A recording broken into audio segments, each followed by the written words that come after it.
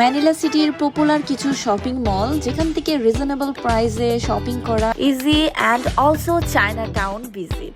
So সবকিছু নিয়ে থাকবে আজকের একটা blog, my again shopping blog in Manila city, Philippines. Stay tune Annie's world.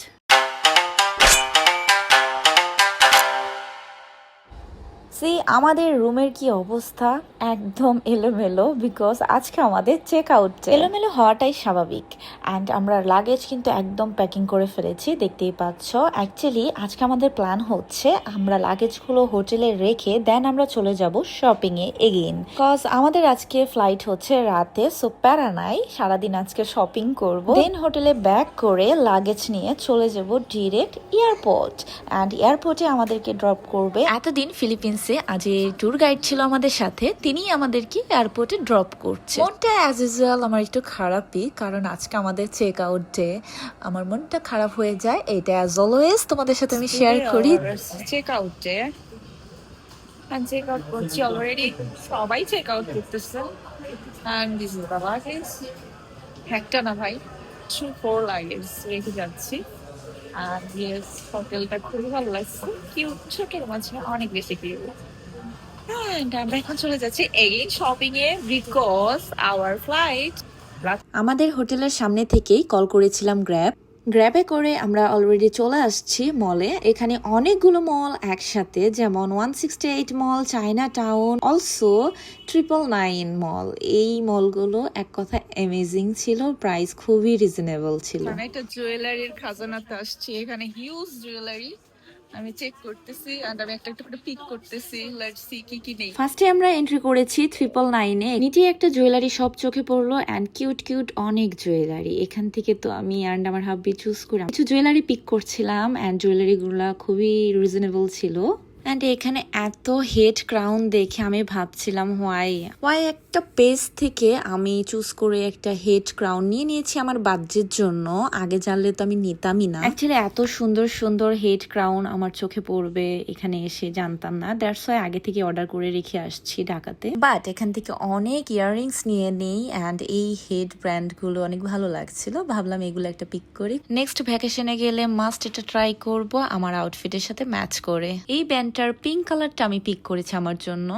And guys, এখান থেকে অনেক অনেক শপিং হয়ে গেল। দেন আমি কিছু আন্ডারগার্মেন্টস নিয়ে নিলাম, যেগুলো তোমাদের সাথে আমি ক্লিপ শেয়ার করছি না। অলসো অনেক অনেক স্টকিং নিয়ে নিলাম, এটা আমি অ্যাজ অলওয়েজ করে থাকি, যে দেশেই যাই স্টকিং কালেক্ট করে রাখি, স্টকে অ্যাকচুয়ালি রাখার জন্য।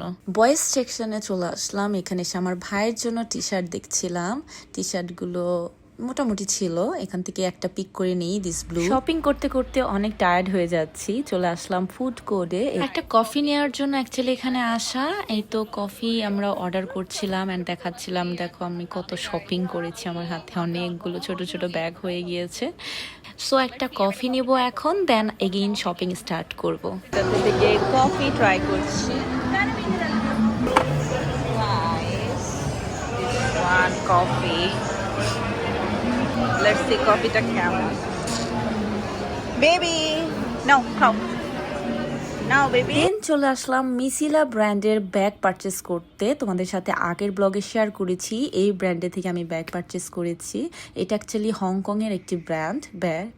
এই ব্যাগগুলো ডিজাইন আমার কাছে বেশ ভালোই লেগেছে। যেহেতু আমি লাক্সারিয়াস ব্র্যান্ড ছাড়া ব্যাগ ইউজ করতে পছন্দ করি না, আমার একটা হ্যাবিট বললেই পারো, বাট এই ব্র্যান্ডের ব্যাগগুলো আমার কাছে খুবই ভালো লেগেছে। রেগুলার ইউজের জন্য কিন্তু একদম পারফেক্ট। আমার আম্মুর জন্যই মেইনলি ব্যাগ কিনতে আসা এখানে মিসিলাতে, বাট ব্যাগগুলোর কোয়ালিটি খুবই ভালো লেগেছে, দ্যাটস ওয়াই রেগুলার ইউজের জন্য আমিও আমার জন্য একটা নিয়ে নিই। বাট এই শপটা থেকে না, মিসিলার আরেকটি শোরুম থেকে, যেটা হচ্ছে 168 মলে আছে, সেখান থেকে আমি ব্যাগ পারচেস করি। ওয়েট তোমাদের সাথে শেয়ার করছি একটু পরেই। অ্যান্ড এখান থেকে আমি একটা ওয়ালেট নিয়ে নিই মিসিলা ব্র্যান্ডের। এই ওয়ালেটগুলো অনেক বেশি কিউট ছিল, খুবই হেল্পফুল আমার জন্য। কার্ডগুলো খুব সুন্দর গুছিয়ে রাখা যায়, অনেক বেশি কিউট হয়েছে এই কার্ড হোল্ডারটা। বিল শেষ করে চলে যাচ্ছি নিচে এখন, কারণ এই মল থেকে বের হব, হাতে যেহেতু শর্ট টাইম অ্যান্ড এখানে মল অনেকগুলো, একটু একটু করে সবগুলো মলই আমরা কাভার করব ভাবছি, কারণ মিস করতে চাই না।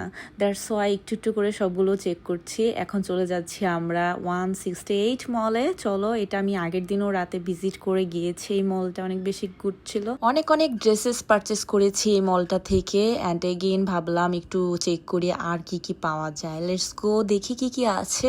ফার্স্টে একটা শপ থেকে অনেকগুলো টি শার্ট টপস নিয়ে নেই। চলে আসছি এখন ডিবুশেরিয়াতে, যেটা হচ্ছে 168 ডিবুশেরিয়া মল। দেখতেছি, শপিং করতেছি অলরেডি। এই মলটাতে ঘর সাজানো থেকে শুরু করে এভরিথিং ছিল।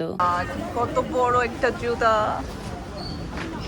দেন আমরা কিছু টি শার্ট দেখছিলাম একটা শপে। চলে আসলাম এগেইন মিসিলাতে। বলেছিলাম না ডিভোশেরিয়া 160 মলে একটা বিগ এখানেও মিসিলা শপ আছে। এখানে এসে আমার জন্য ব্যাগ তো আমি একটা চুজ করে ফেলি। অ্যান্ড এখানে দেখতেই পাচ্ছ কালার অপশনগুলো একই ডিজাইনের অনেকগুলো ছিল। এখান থেকে আমি ভেরি কনফিউজ ছিলাম কোনটা নেব। অ্যাকচুয়ালি দুটো কালারই বেশ প্রিটি, বাট সেম ডিজাইন হয়ে যায়। দ্যাটস ওয়াই দুটো পিক করি নাই, একটাই নিলাম। সো আমি এখান থেকে কোনটা নিয়েছি গেস করতে পারছো? বাই দ্য ওয়ে আমি বলে দিচ্ছি, আমি নিয়েছি ব্ল্যাকটা নিলাম, কারণ আমি তো রেগুলার ইউজ করার জন্য এই ব্যাগটা অ্যাকচুয়ালি পারচেস করা। দ্যাটস ওয়াই যে কোনো আউটফিটের সাথে ইজিলি ক্যারি করা যাবে। গাইস, এখান থেকে তো আমি এগেইন একটা আমার জন্য পারচেজ করলাম। এন্ড এই ঘোড়াটা দেখো, এই ঘোড়াটা একটা গোল্ডেন হর্স। মানে ব্যাগ এখানে কালেকশন একদম হংকং এর ব্র্যান্ড। এই যে প্রত্যেকটা ব্যাগের কালেকশনই অনেক বেশি সুন্দর। এটা কিন্তু অনেক গর্জিয়াস। দিস শার্ট, এটার অনেকগুলো কালার অপশনও ছিল। This, thank you. এটা আমি বেস কালারটাই নিলাম, এটা ভালো লাগছে অনেক। এটার এবার ডিজাইন চেঞ্জ। এই তো এভাবে এই মল থেকে আমার শপিং ডান, ডিবুশেরিয়া 168 মল। এখন আমরা চলে আসছি চায়না টাউন এসে দেখি এখানে মিস্টার DIY। আমাদের বাংলাদেশেও এটা দিয়েছে, তাই ভালো লাগলো দেখে। এন্ড চায়না টাউন এসে তো আমরা পুরো বোকা হয়ে গিয়েছি, কারণ কোন দিক রেখে কোন দিকে যাব বুঝতেই পারছিলাম না। অনেক বিগ একটা মল, অ্যান্ড এখানে কোন ফ্লোরে কি আছে এটা দেখতে গেলেও হাতে তো এনাফ টাইমের প্রয়োজন আছে, বাট আমাদের হাতে যেহেতু এনাফ টাইম নাই, অনেকগুলো মল কভার করেছি। লাস্ট চায়না টাউন ভিজিট আসছি, একটা শপিং মল দেখে এখন নেক্সট মলে যাচ্ছি। চায়না টাউনের অনেকগুলো এখানে সেকশন ভাগ করা আছে মলগুলো। পুরো চায়না টাউনটা অনেক সুন্দর করে সাজানো হয়েছে, চাইনিজদের বুদ্ধি বলে কথা। অনেক সুন্দর করে সাজিয়েছে তারা, খুবই সুন্দর, একদম ফটোজেনিক প্লেস প্রত্যেকটা। বাট এত মানুষের মাঝে পিকচার ভিডিও নেওয়া কোয়াইট ইম্পসিবল। দেন এখানে এই টেডি বিয়ারটার সাথে দেখা হয়ে যায়। এটা অ্যাকচুয়ালি আমার কাছে আছে অলরেডি আমার বাসাতে, তাই দেখে খুব ফান লাগলো। অ্যাকচুয়ালি তোমরা কেউ যদি তোর নাম জানো আমাকে জানাবা, আমি না নামটা জানি না সঠিক, বাট ভেরি কিউট, অনেক বেশি কিউট না?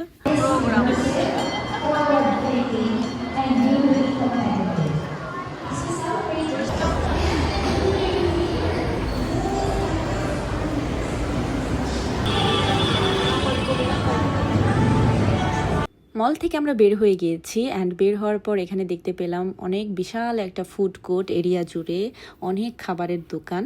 ঠিক ব্যাংককের মতো মলগুলোর পাশে যেমন বিশাল এরিয়া জুড়ে ফুড কোর্ট থাকে, ঠিক তেমনটাই। আমাদের সব কিছু ডান। এখন আমরা চলে যাব হোটেলে ব্যাক, কারণ আমাদের এয়ারপোর্টে যেতে হবে হাতে এনাফ টাইম নিয়ে। অলরেডি সন্ধ্যা হয়ে যাচ্ছিল। সো আমরা এখন গ্র্যাব কল করেছিলাম, গ্র্যাব চলে আসছে, এই তো গ্র্যাবে উঠছি। এখন চলে যাচ্ছি আমাদের হোটেলে মাকাতি এরিয়া। নেক্সট ব্লগে তোমাদের সাথে আমি শেয়ার করব মাকাতি ম্যানিলা সিটি থেকে এয়ারপোর্ট জার্নি, অ্যান্ড অলসো এয়ারপোর্টে আমি কি কি করি, transit, everything. That's all for today. Stay tune, Annie's world. Love you all, bye by.